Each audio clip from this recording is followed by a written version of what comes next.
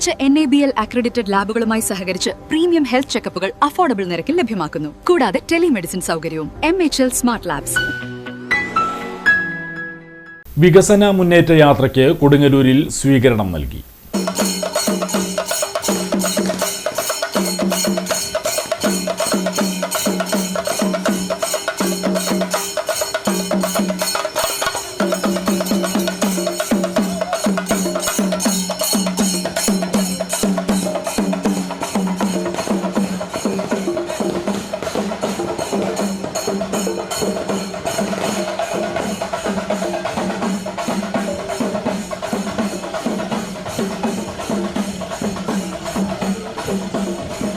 ബിനോയ് വിശ്വം നയിച്ച LDF വികസന മുന്നേറ്റ ജാഥയ്ക്ക് കൊടുങ്ങല്ലൂരിൽ സ്വീകരണം നൽകി. മണ്ഡലാതിർത്തിയായ നടവരമ്പിൽ നിന്നും ഇരുചക്ര വാഹനങ്ങളുടെ അകമ്പടിയോടെ ജാഥയെ സ്വീകരിച്ചു.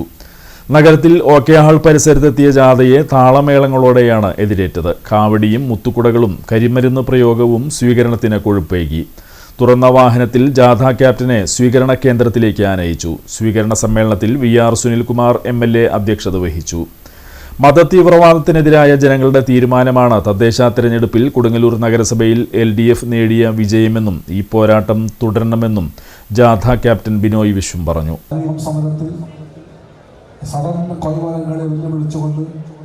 മനുഷ്യർ അവന്റെ മഹത്വത്തിന്റെ കൊടി പറപ്പിക്കാൻ പോരാടിയപ്പോൾ ആ പോരാട്ടത്തിലയിൽ കൊടുങ്ങല്ലൂർ കോവിലകത്തെ ഒരു തമ്പുരാട്ടി ചെങ്കൊടിയുമായി നിന്ന കാഴ്ച ചരിത്രം കണ്ടതാണ്. കൊടുങ്ങല്ലൂരിന് അങ്ങനെ ഓർക്കാൻ എത്രയെത്ര പേർ.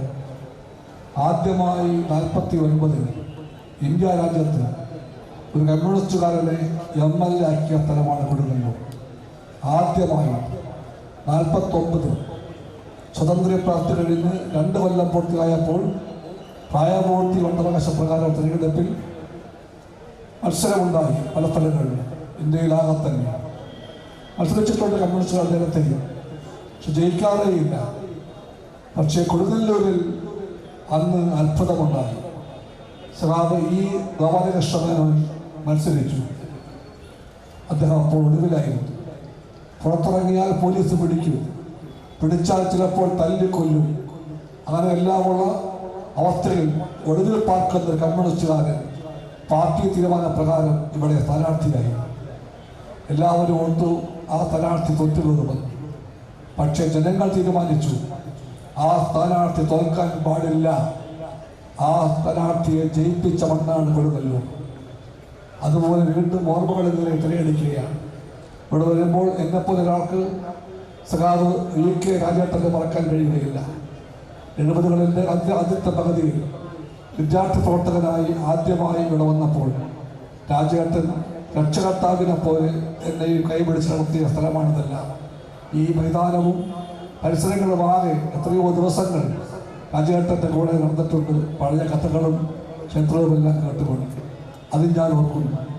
ആ ഓർമ്മകളെല്ലാമുള്ള ഇവിടെ നിന്നുകൊണ്ട് ജാഥാംഗങ്ങളായ CS Sujatha, M Swaraj, VP Joseph, M Shiju, Eugene Moreli, സംഘാടക സമിതി chairman M Rajesh, Musthaq Ali, PB Khayyas എന്നിവർ സംസാരിച്ചു.